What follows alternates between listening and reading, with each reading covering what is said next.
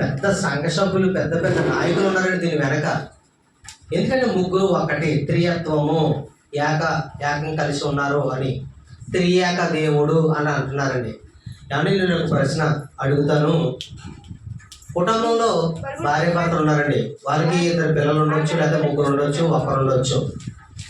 3, 4 లేకపోతే 2 3 ఒకటేనా? ఎలా ఒకటవుతారు? మన కంటి చూపు ఒకటి కాదు, అలాగే మన వాసన ఒక్కటి కాదు, అలాగే మన ఏరుముద్ర ఒక్కటి కాదు, మనకున్నటువంటి వేరుముద్ర ఒక్కటి కాదు, మన కంటి చూపు ఒక్కటి కాదు. ఏమండి? మనుషులుగా వేరువేరుగా ఉన్నాం. ఒకే కుటుంబం, కానీ నేను వేరు, నా భార్య వేరు, నా పిల్లలు వేరు.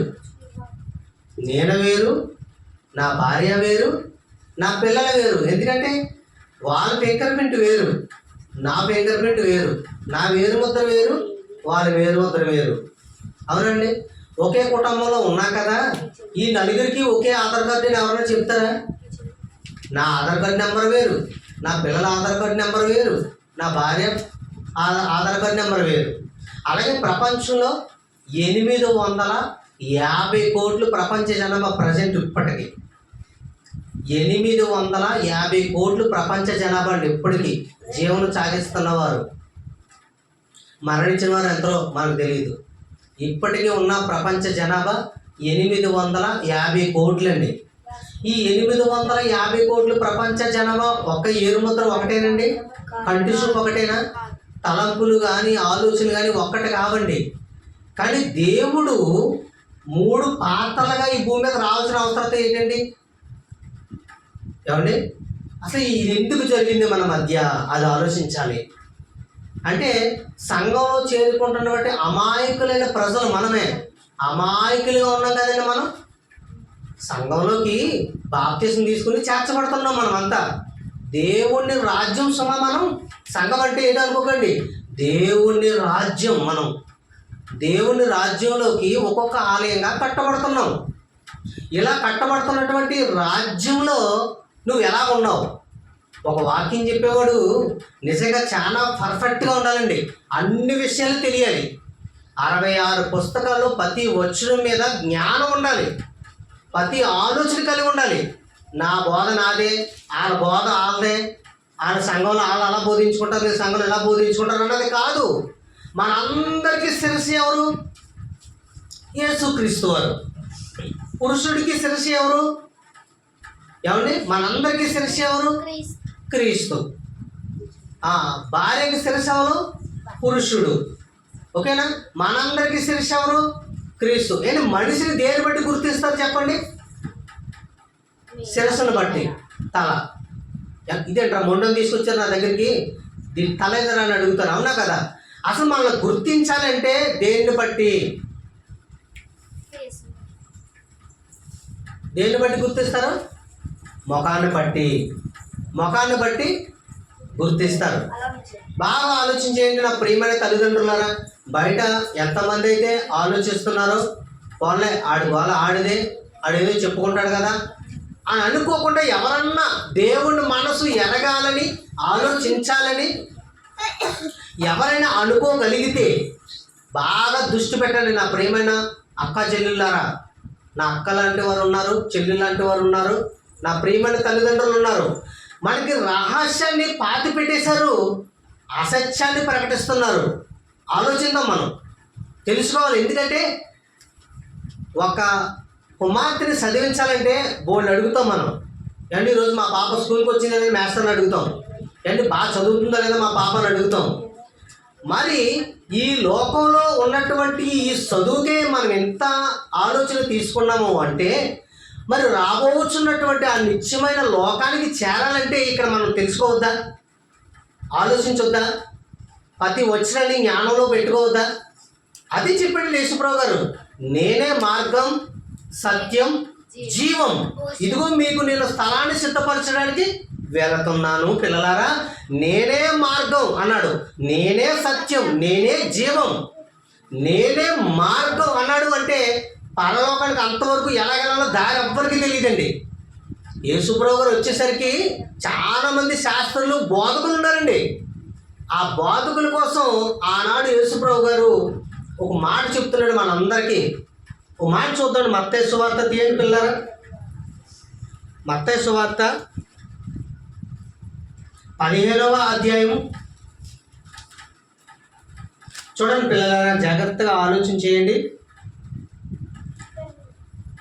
యేసుప్రభు గారు వచ్చిన కాలంలో ఓ మహాజ్ఞానం మనకు ప్రకటించాడండి మహానుభావుడు. నిజంగా ఆయన ఎందుకు పంపాడు అంటే తండ్రి కుమారుడిగా వచ్చేసాడు, ఆయనే పరిశుద్ధాత్మ అయిపోయాడు. 3 పాత్రలు అని చెప్పి పెద్ద దున్నపోతుల్లా ఉన్నారండి. నిజంగా జుట్టు మెరిసిపోయి ఈ బైబిల్ చదవడం తెలియక, ఆ జ్ఞానాన్ని పఠించుకోక, వయసు 70 ఏళ్ళు వచ్చినా సరే బైబిల్ ఎడగొట్టాలన్నా ఇంగిత జ్ఞానం లేక చాలామంది ముగ్గురు ఒకటిగా ఉన్నారంటున్నారండి. చాలా కోపం వచ్చేదండి వాళ్ళకి చూస్తే. బైబిల్ ఎందుకు చదవరు? ఎవడో చెప్పాడండి ఎక్కడో విదేశీయుడు. ఆ జ్ఞానాన్ని పట్టుకుని, ఆ ఎంగిలి జ్ఞానం పట్టుకొని వాళ్ళు ఇచ్చే డబ్బులు తింటూ ఈరోజు జ్ఞానాన్ని సరిగ్గా బోధిస్తా లేదండి. మనం నరకానికి వెళ్ళకూడదండి, నరకానికి వెళ్ళకూడదు. మనకు అన్నీ ఉన్నాయి కదా, మగవాడుగా మనం, నోరు ఉంది కదా, జ్ఞానం ఉంది కదా, ఆలోచన ఉంది కదా. బైబిల్ చదవవా నువ్వు? తెలుసుకోవా? ఒకసారి మత్తయి సువార్త 15వ అధ్యాయం 6వ వచనం నుంచి చూడండి పిల్లరా.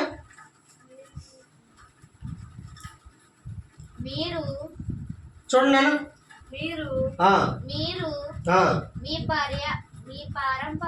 మీ పారంపర్యాచార్యాలు చూడండి ఎవరున్నారప్పటికి ఆలోచనలో ఒకసారి చూద్దాం. మీ పారంపర్యాచార్యములను నిమిత్తమై దేవుని వాక్యమును నిరర్థకము చేతురు. వేషధారులారా,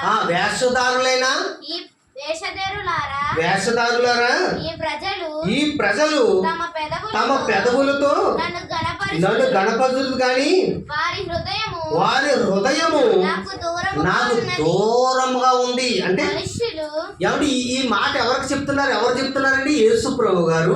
ఆనాడు ఉన్నటువంటి సేవకులు, శాస్త్రులు, పరిచయం అంటే ఎవరు అనుకుంటారు? యేసు ప్రభు గారికి వచ్చేసరికి అప్పుడు ఉన్నటువంటి మోసే ధర్మశాస్త్రంలో గ్రంథాలు బోధించేవారండి. వాళ్ళు ఏం చెప్తున్నారు?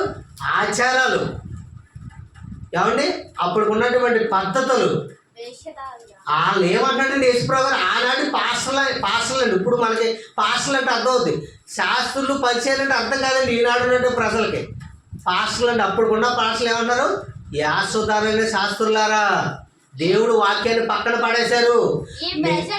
ఈ ప్రజలు తమ పెదవులతో నన్ను గణపరచుదురు కానీ వారి హృదయము నాకు దూరముగా ఉంది. అండి, బాప్తిసం తీసుకున్న తర్వాత ఏం మారాలన్నాడు ఆయన? మనిషిన మనసన మారు మనసు ఇష్యమై. చూడండి ఎంత బాగుందో, మారు మనసు ఇష్యమై. ఏమండి, క్రీస్తుని నమ్ముతారు, ఎవరినో పరిమాణం తీసుకొచ్చి అని మంచి చెడ్డ చెప్పరని అంటారు. క్రీస్తుని నమ్మి బాప్తిస్మం పొందుతారు, ఎవరినో తలమాసం తీసుకొస్తారు. బాబయ్య నేను ఇంట్లో ఉండొచ్చా ఉండకూడదా ఒకసారి చెప్పండి అంటారు. ఏమంటే బైబిల్ నమ్మావు, నేనే మార్గం సత్యం జీవం, నేను తప్ప వేరొక దేవుడు లేడు అన్న దేవుడు నువ్వు విశ్వసించావు, ఎవరినో తలమాసం తీసుకొస్తావు. అయ్యా నేను ఇంట్లో ఉండొచ్చు అంటారా? నా పేరు బలం ఎలాగుందండి, నా ఇంటి బలం ఎలాగుందండి